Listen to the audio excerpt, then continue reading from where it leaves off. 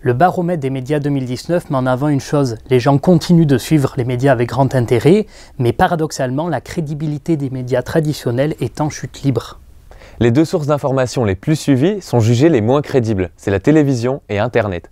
On passe d'une forme de confiance globale à une défiance générale, qui touche même les médias qui étaient à l'abri des critiques. Des journalistes se font agresser sur le terrain, et ça, évidemment, c'est intolérable.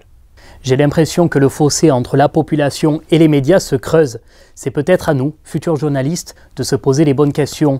Les médias doivent procéder à un examen de conscience sans tomber dans de l'autoflagellation. Pour beaucoup, les médias font partie du système. Ils ne seraient plus indépendants, ils seraient soumis au dogme du grand capital et du pouvoir politique en place. Les grands éditorialistes parisiens, ils ne comprendraient rien à la France des ronds-points.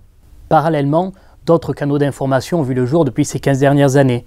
Sur Internet et les réseaux sociaux, la critique des médias se développe, alors qu'elle était plutôt marginale dans les médias traditionnels.